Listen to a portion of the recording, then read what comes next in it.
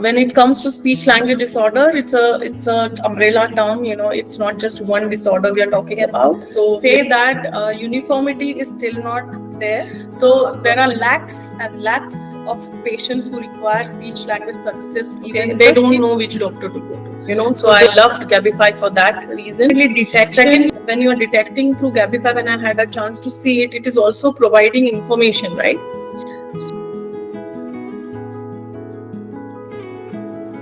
चलने को जमीन चाहिए, उड़ने को आसमां, पर सपने देखे जो दिल से उन्हें रोक पाए कौन।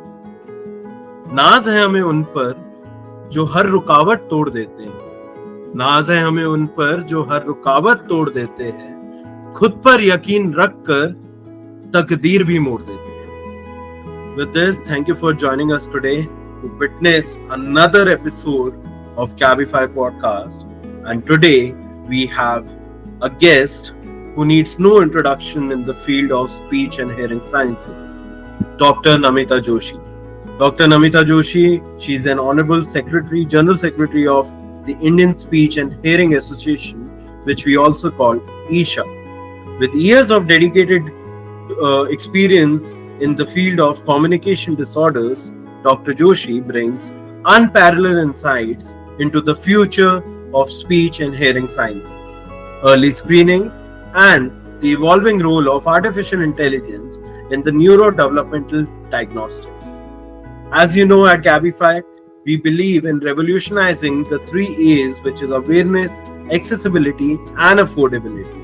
And hence, this episode is a powerful step forward in that mission, empowering families, professionals, and educators alike. With this, watch our episode today. So, firstly, could you give our listeners a quick overview of the current state of speech and neurological disorder diagnosis and treatment in India?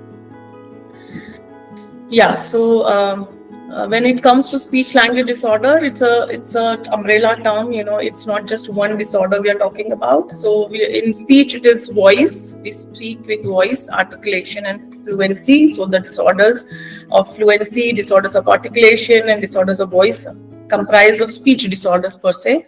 And language disorders, from intellectual disability to even adult language disorders like aphasia, dementia, neurocognition comes to play in that. So we have a whole depth of language processing and language perception per se issues with them.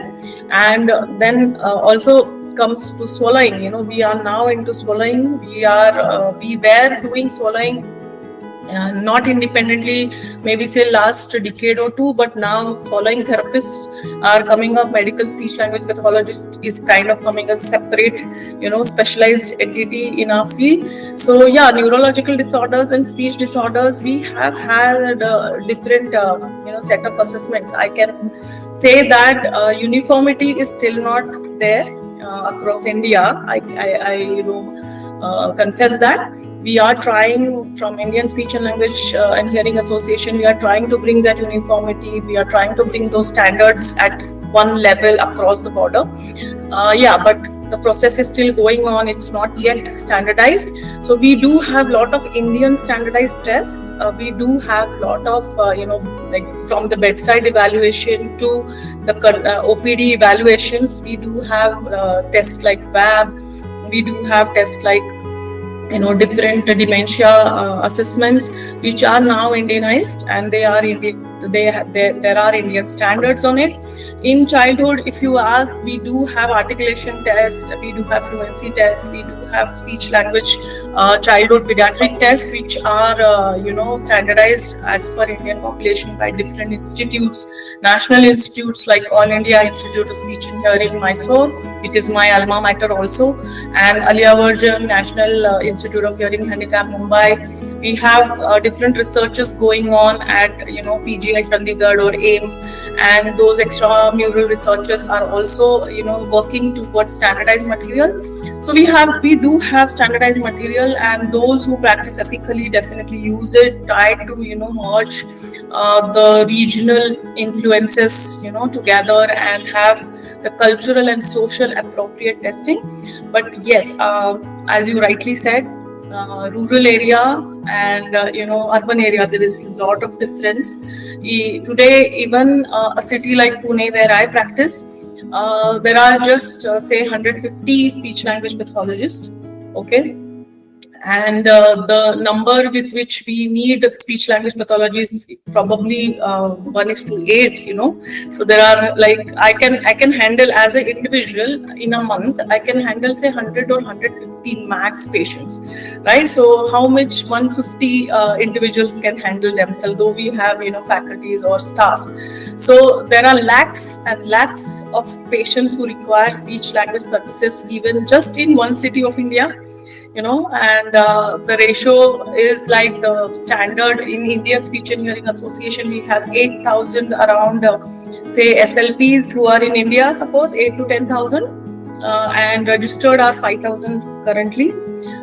So as Isha, we have 5,000 registered SLPs, and at RCI, if you see the list, it is around 8 to 10,000. Many of them are abroad. Many do not practice in India, and the main reason behind it is not, as per them, the value of the rehabilitation therapist or speech language pathologist or audiologist and speech language pathologist is not really taken care. But we are working towards it. We have met RCI recently for the nomenclature, like don't use audiometrician or don't use the assistants are not educated, so they have to be at least diploma holders. Don't hire anyone who's just called themselves as ASLP assistant. We are meeting, we are also working towards pay parity, so a lot of things going on. But yes, overall, to sum up, too much of work and too less manpower. Absolutely, ma'am. I think a valid point when you also discussed about the difference between urban and rural areas. So, ma'am, how accessible are these services across urban and rural areas in India right now? Because, as you mentioned, there's a limited availability of resources, right? And even the resources who are there, many people go abroad for getting because they're getting that value as a profession. Right. So, what's how accessible this is right now in India? Yeah. So for urban areas, I would want to put it as pre-pandemic and post-pandemic difference. Because there is major difference. So pre-pandemic, people would travel long distance. They would want to go to physical meet of the person, and there had to be that I want to meet you kind of feeling, that no phone call or there was no online setup, not popular then. My clinic started online therapy right from 2016, so we were way ahead of pandemic, that we were doing online, because the motto of my clinic itself is reaching the unreached. So we wanted to reach people who could not reach to us, because we knew that there is dearth of speech language pathologists and there is so much of problems out there. Post pandemic, things changed. People started believing in online therapy. People started taking few sessions online and few offline. Things are much better pre-pandemic versus post-pandemic, but still there is a lot of dearth. People do not have access to good quality internet services, or they do not have a good uploading and downloading range per se, and they do not have access to some of them do not have access to even smartphones.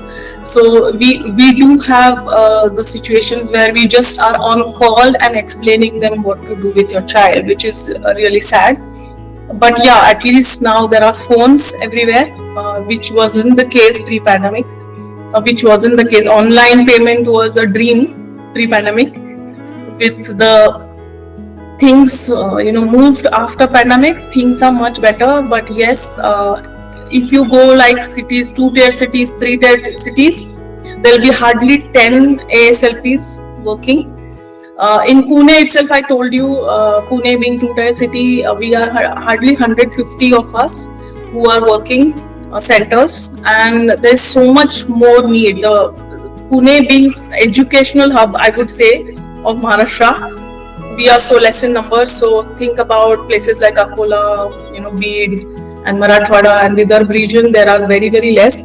Although the number, if you compare pre-pandemic versus post-pandemic, is much better. In some states in India, we still do have a lot of, lack of good services. There are people who are practicing probably without enough education in certain areas. There are people who are practicing with, allied health professionals. So when ASLP is not available, okay, at least a remedial therapist is identifying some disorders, something that sort is also happening.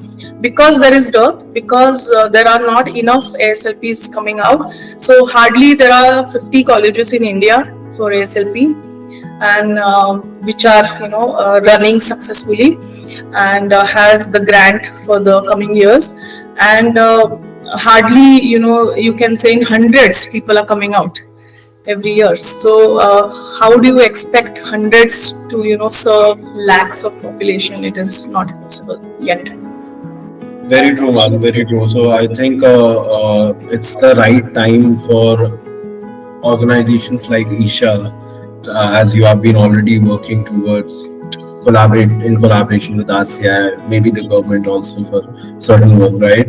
So to actually provide that motivation to young population of our country, that they should also choose this as their career option and should not look it as just another BBA or MBA, right? It's more than that. So very obvious. So ma'am, I'm sure there might be some common challenges because of these issues which you have highlighted. There might be some common challenges that patients and families face when seeking early intervention or therapy for these disorders. So what are these common challenges according to you? Yeah, the first thing is availability. Okay, so when I have a speech issue, suppose I have problem of fluency, okay, and I want to know. So there is lack of awareness.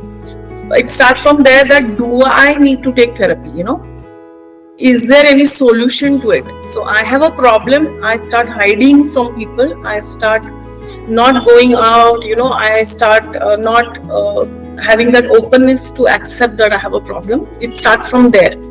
Indian families, most of them, you won't believe, even the educated ones, the most educated ones, do not want to accept that the child or somebody in the family has problem. It starts from there. Okay, I overcome this challenge and I say, okay, I need help. I have a problem, I need help. This is the first challenge they overcome with. Then comes like, okay, which doctor should I go to? Okay, they don't know which doctor to go to. So the first thing is, we go to general physician, and general physician with their knowledge around in their area who is supposed to handle this particular problem. They give their own opinion, or they send it to either psychologist or homeopathy or alternative medicines, or they do send to speech language pathologist if they are in touch. So in my area, as I can say, in our clinic does a lot of general physician training. So if there is a speech language pathologist who has been doing that in their area, luckily they will get to a right person for the therapy.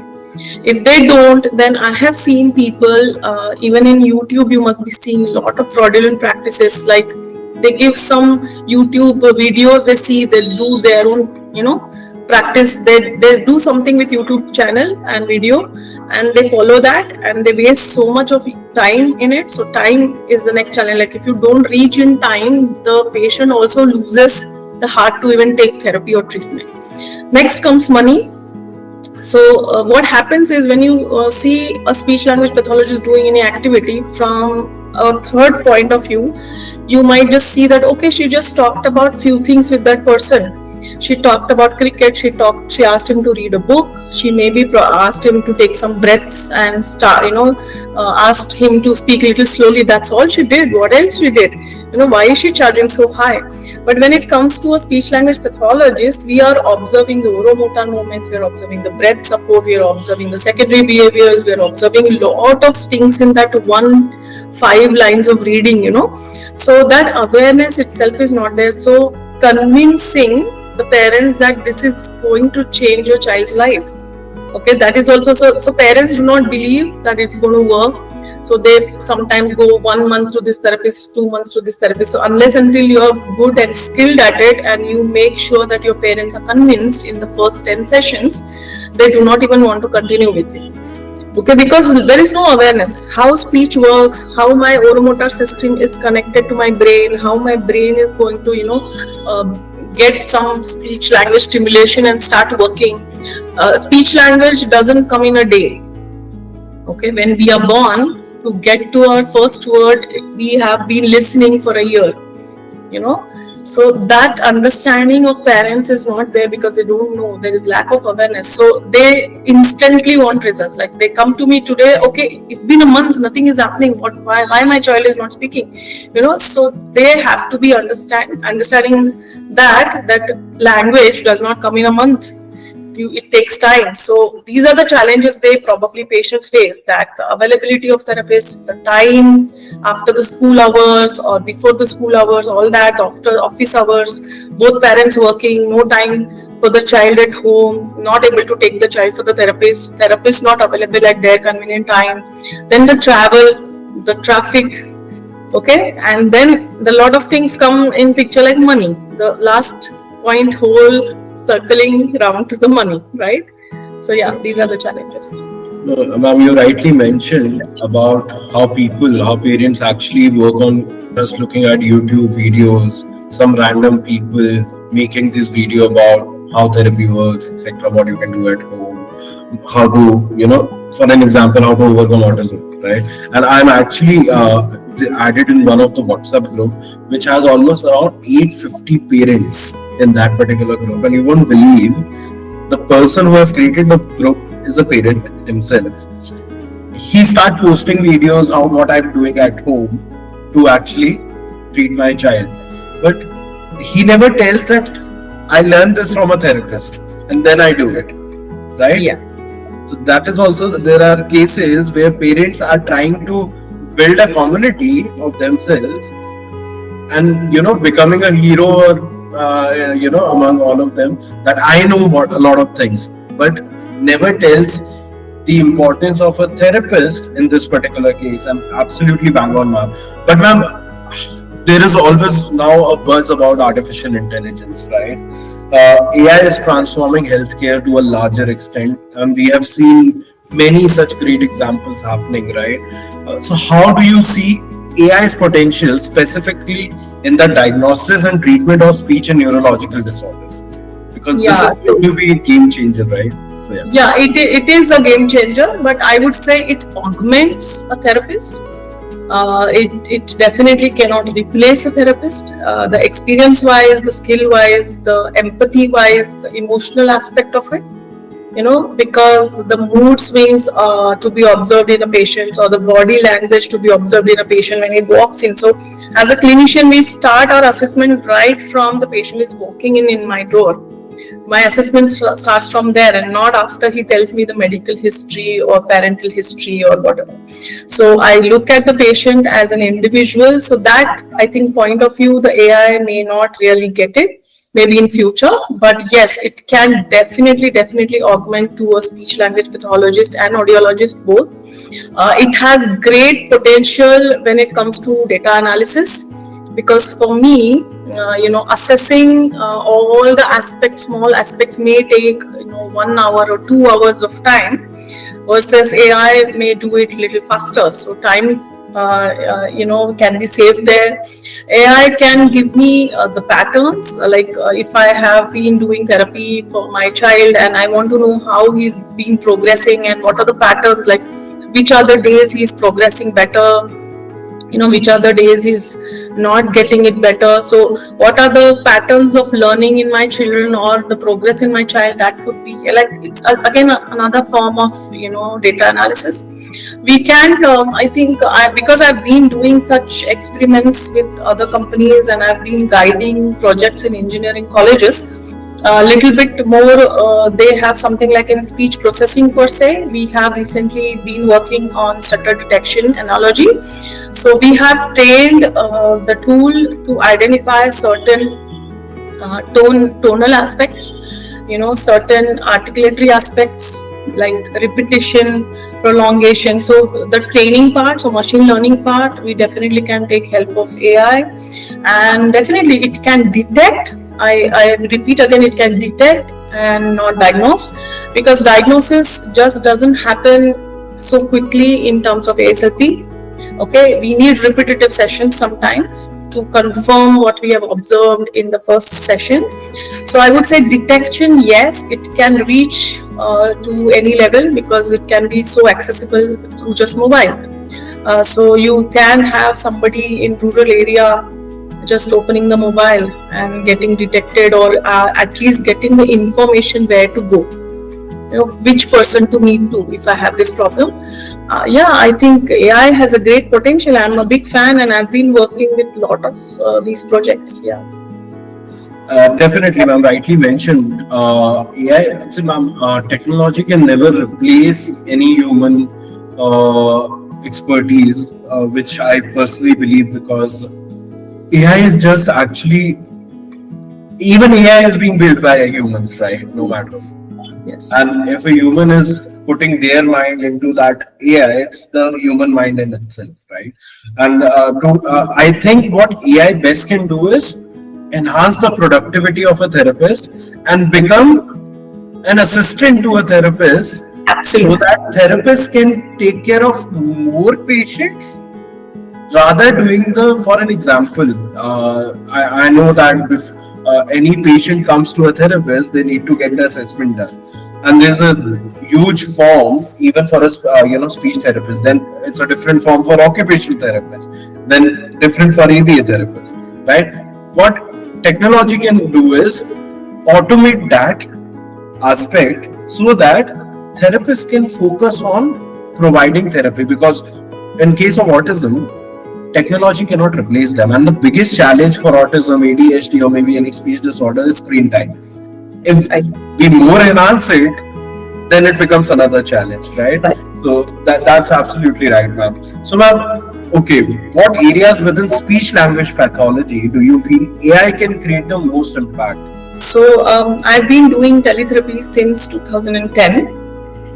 Okay, so we when I was a faculty at Bharati Medical College, we had a project where we found out the efficacy of teletherapy versus how is it going to be with in person. So what we found out is, except that time, like 2010 time, we didn't even have 5G then. So that time, the more people said like it's a connectivity issue. But once it is connected, and if the video quality is good, everything is good, we don't feel much difference when it comes to in-person therapy, especially for voice disorders, especially for fluency disorders, even for the language disorders. When it comes to child is above 5 years of age, or he's able to sit with the screen. So we have had the child taking the teletherapy with us not come in person at all, even at the age of 3. Okay, because the parents were so good that they could control his sitting behavior and attention, and definitely the skill of a therapist. Okay, so we have had children sitting with us as well. Adults, definitely aphasia therapy is working beautifully. And we also work with dementia. We also work with neuro-linguistic problems. We also work with semantic pragmatic disorder, kind of better, with respect to autism spectrum. In the autism spectrum, it is towards the better condition. So we have been working with a lot of these disorders online. Even we are working with ASD, so it comes with pros and cons. So parents who are not able to reach us, or not able to find a regional therapist in their language. For example, somebody in across the border sitting and not getting a Marathi therapist. So it is going to be definitely a boon for them, because everybody cannot learn every language. So regional influences, or a child who is 5-year-old cannot be taught suddenly English, because the parents have just shifted to US, right? So they need Marathi, they need Hindi background, they sometimes need Malayalam, Kannada, whatever. So regional aspect is one thing where AI definitely will help us. This kind of Zoom meeting will help us, and teletherapy works beautifully so far. I've been now, you can say, more than a decade in teletherapy already. So we are working fine, and actually in pandemic where the centers were closing down, we actually started another center because we were already doing teletherapy. So yeah, it has great potential. Amazing, ma'am. So I do have personal experiences at Gabify also. When we started, our motivation was for awareness and accessibility in India, because that has been very much missing right now. So teletherapy was one of the solution along with our AI deduction application. So what we thought of, rather than providing therapies through Gabify, we join hands with the therapist in that particular case to give them motivation that there are a lot of cases. You just need to tap that into your practice. So we definitely. So ma'am, you had a chance to understand Gabify's vision, right? So what are your thoughts on the model we are trying to build? How it's going to be benefited to therapists, to doctors, as well as to the seekers who require therapy, right? How this is going to benefit them?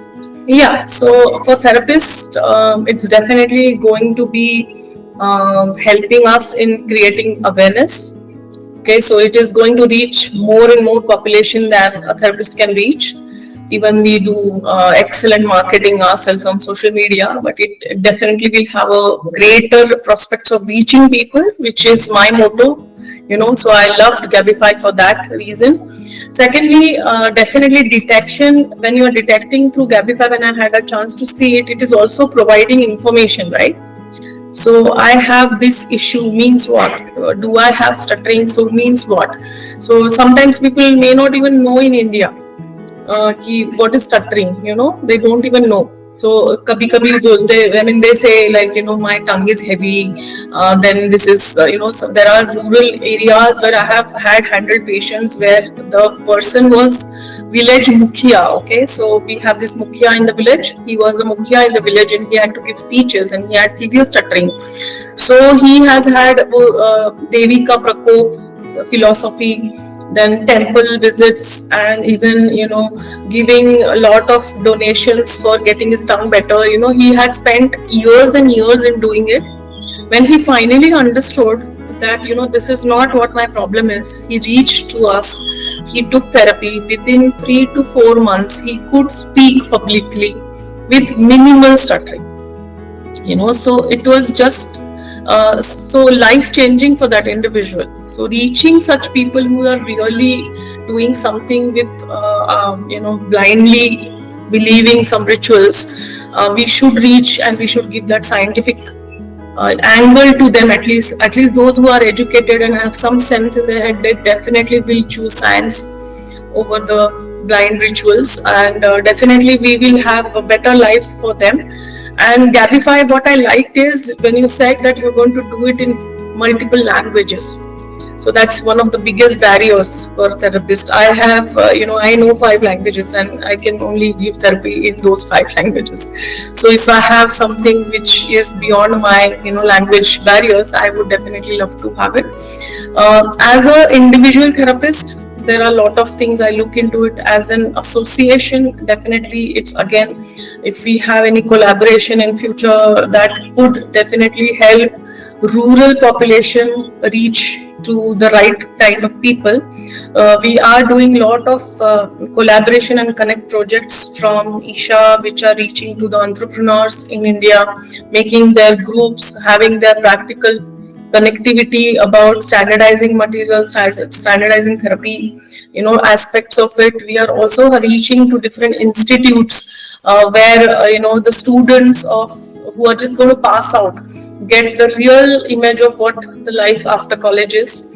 Because they have dreams when they are studying, they have certain dreams about what's the life going to be with this degree. So giving them realistic experiences, talking about what do they expect if they want to work in hospital versus they want to work in a rural setup versus they want to work in urban setup. So we are doing these talks. So I think as an individual and as an association, Gabify is going to be definitely helping us in our goals. Yeah. Thank you so much, ma'am. Before coming to the career perspective, as you mentioned here, but I will come to that after this. But from Isha perspective, right? How can organization like yours are joining hands with startups right now, which are coming up, right? Because startup culture is booming in India, and people are trying to come up with certain solutions, and by identifying the problem. How can organizations like yours, Isha, and startup like ours can work together in enhancement and betterment of this particular ecosystem overall? Yeah, so we have had some MOUs with different centers, and we have the MOUs like the life members of Isha with certain benefits from the MOU. We have like directory of all the speech and hearing people. We have directory of the institutions, government institutions as well as private. So reaching out to these people, the startups can definitely get help from us. We can have different research collaborations with Isha. We can have different private practice and people connections from through Isha. So yeah, there are a lot of possibilities. We can definitely discuss over it and have meetings with the executive committee members. The proposal has to be given officially, then it has to be discussed in executive committee, and then it has to be agreed upon. If at all there are like some tie-ups with government, and we will have to discuss it at different levels. But Isha is open to have such collaborations for the betterment of the society. Yes. Amazing, ma'am. So now coming up to the career aspect.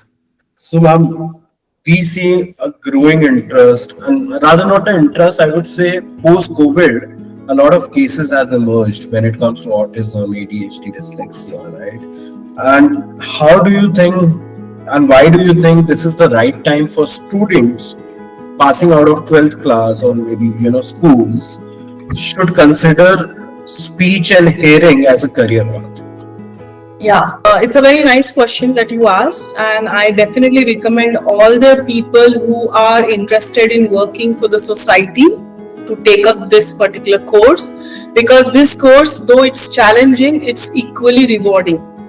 So when I go home, I have a sense of satisfaction of my hard work over the day, that yes, I made a difference in somebody's life.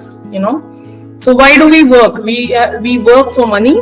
Okay, we work for satisfaction, we work for self-esteem, right? So we should feel good about what I work for, right? And if you want to serve your country, you want to serve your people, you want to serve your society, then that's the best career choice you can ever make. Yeah, but there are certain precursors to joining AASLP, So you have to be good communicator. You have to have good, proficiency over your language. You have to have a lot of patience, okay? Because when you are sitting across the table and people are coming to you, they are going to come with problems. So you cannot say, I don't want to hear any problems, You have to take in and absorb their problems and give away the positive energy. So you have to be a positive person, first of all. Only then you can be successful in this particular profession. So yeah, so people who think that they are having good language abilities, good proficiency over the language, good listening ears, patience, and at the same time they want to serve their community. And yeah, there is a good amount of money as well. So we definitely have our PGs starting from like those who do post graduation. They start around 50 to 60,000 per month. Those who do bachelor's degree, they start around 30 to 40,000 per month, which is a good salary to start with, without say going in the queue over lot of studies, going for engineering, going for this, going for that. And then the education is tough because it's a science stream, lot of studies, lot of hard work, because it's a behavioral science. It's not just science which is basic science. Okay, it's more than that. It is human behavior, and that there is no limit or that human behavior to be studied, one lifetime is also not enough, right? So there is definitely challenge, there is definitely hard work, there is definitely lot of, when we do our post graduation courses, sometimes even we cry. There's so much of work to do, the time is not enough, the health doesn't suit. As we were talking other time, like the voice sometimes just goes bad, like then your voice is your bread and butter. If nothing is coming out of your mouth, what are you going to do? So yeah, there are challenges. There is occupational hazard where your voice sometimes really goes away. You are so mentally exhausted after listening to the problems that when you go home, sometimes you don't feel like talking at all some days. Yeah, there are those challenges because we are also human beings. We also have family, we also have kids, we also have people to look after. So yeah, it is challenging but most rewarding career, because recently I have had a client of mine who I had taken when I was studying in Mysore, and now the person is graduated, got married, and he's called me for his marriage. So he was, I think, 4 years old when I used to take therapy for him, and that time he was not talking. And can you imagine the joy, that joy that person calls me and invites me for his marriage, and that is priceless. That experience, even today, that brings goosebumps. Right. So most rewarding career. I think after, you don't want to spend so much in the medical, you don't want to go into that rat race. The studies are though tougher, but it's definitely not a rat race. Here we need more people, because there are lakhs and lakhs of individuals who need therapy and who need right kind of treatment, and we need people. Yeah. No, absolutely rightly mentioned, ma'am. I mentioned you. I am not a therapist, but I have been from a legal background altogether, coming into this field because it has a sense of responsibility towards giving back to the society. And also, people with disability are the people who have been ignored to a lot of extent. And I don't call them PWDs, I call them superhumans. They are special. And these kids specifically go through a lot of things without, if they can't speak, they can't express themselves. So they go through a lot of things. And if we are able to help these children, as you mentioned, a 4-year kid getting married, and it's more than a joy. It's like you have done something right. It's nothing like I'm a lawyer. Okay, I won. One thought, like, to be worth enough for him to remember me after all these years. Absolutely. Absolutely, and it's a feeling like an equivalent, a teacher who we call them gurus, right? And a therapist is not less than a guru for that particular kid, because getting a voice back of a child, and child starts speaking, act normally, communicate well in the society, stand in the society, that a speech therapist can do, or a therapist can do, right? Overall, and I think speech therapy, or maybe sensory therapies and all of that, which is one of the emerging therapy in the ecosystem. I feel this should not be coming up when they require them. It should be a practice for even for a parent also. If a child after 6 months or 8 months of age, sensory therapy, speech therapy should go regularly without even thinking whether there will be an issue or not. What I personally feel, I know as an expert you can tell better, but with this I have a rapid fire questions for you. So ma'am, though this question already you have answered, but I would like to ask you again, what inspired you to dedicate your life to speech and hearing sciences? Yeah, so I come up from a background where my mom was in the field of children with hearing impairment. She was a teacher. Then later on, she became the Teachers Training Center principal. So I have been growing up with children with hearing impairment. After my school, I would just go to my mother's school and sit with them in their class and interact with them with gestures and sign language. And I had accepted them, as a child. that yes, these are the kind of people who cannot speak, and we have to speak with sign language to them, and that was absolutely normal for me. So it never occurred that these are separate people, or I have to be I'm a different person, or they are different people. So that kind of empathy had developed in me already as a child. And then when I grew, I'm good with kids overall. Okay, I have good communication skills, and I bond very rapidly with the kids very soon. So that that kind of nature inclined me towards going more deeper into just not hearing impairment, and then what is more into it. And I've seen a lot of children around me who needed help, and parents wouldn't know that they needed help. So yeah, I gave application to All India Institute of Speech and Hearing in Mysore, and that time it used to be zonal admissions, and I got lucky after my 12th that I scored well enough to get into the Asia's best college, which is my alma mater. I'm so proud of it. And since then my journey began. I came out in 2001 after my bachelor's degree, and I did MA clinical psychology because I personally believed that psychology was required for me to be a good therapist. And then I again went back for my PG degree. Then eventually, slowly after my job, my PhD happened, and now I am the entrepreneur in Pune. In the last decade, which you feel has changed this field of ours forever? Yeah, use of teletherapy would be the greatest innovation of time, because it has made us talking so together. You are sitting somewhere, I'm sitting somewhere, we are still talking and making the conversation about this. So teletherapy is one of the biggest boom, I would say. Yeah, some people do feel that screen time and that actually causes a lot of speech language problems, but effective use of technology can never go wrong. So if you replace a human with a technology, it's going to create problems. But if you use the technology effectively and not replacing, then definitely it's a boon. Yeah.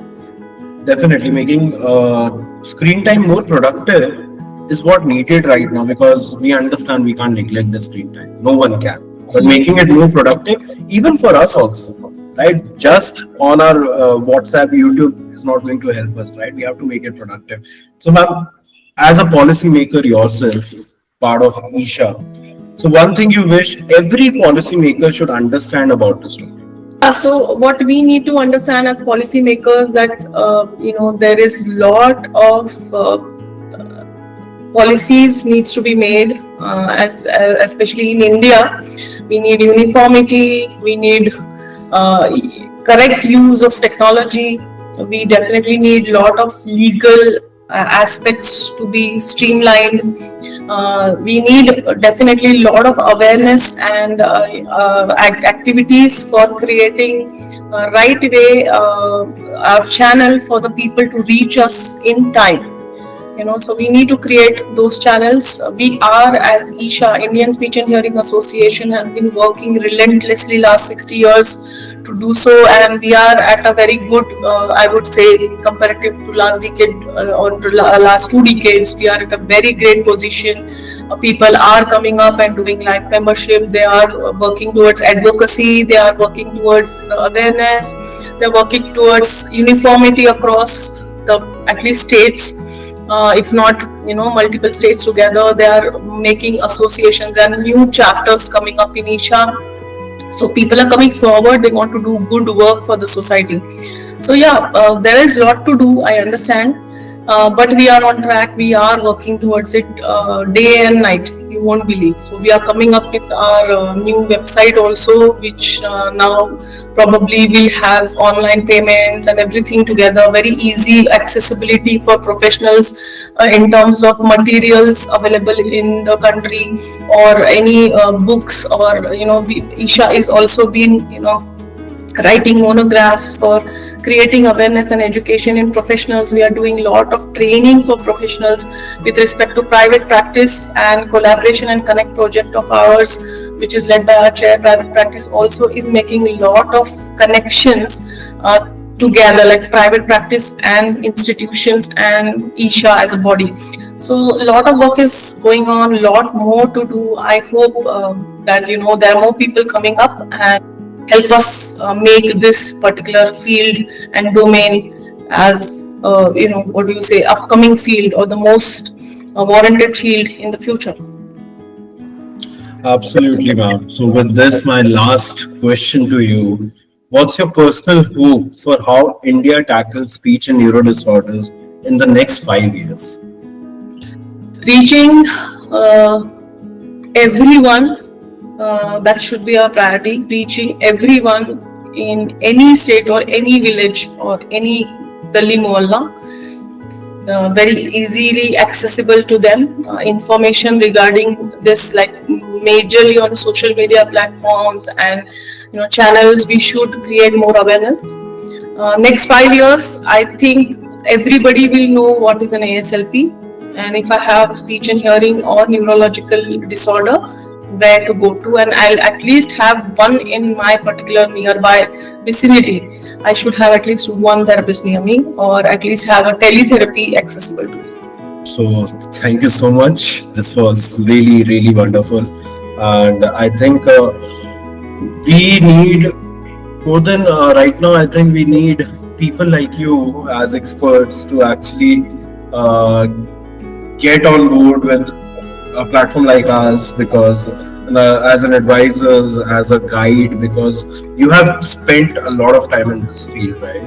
And I think learning from you is going to benefit us to create something better for the society, and do betterment of the society overall. And that's what we are trying to build at Gabify. And really, thank you so much, ma'am, for taking out time. And I totally understand, you are, as an entrepreneur, you are running between, as a policymaker as well as an entrepreneur, with running your own centers. So totally thank you so much, ma'am, for that. And looking forward for more insightful conversation and meeting you in person very soon for sure. Yes, sir. Absolutely.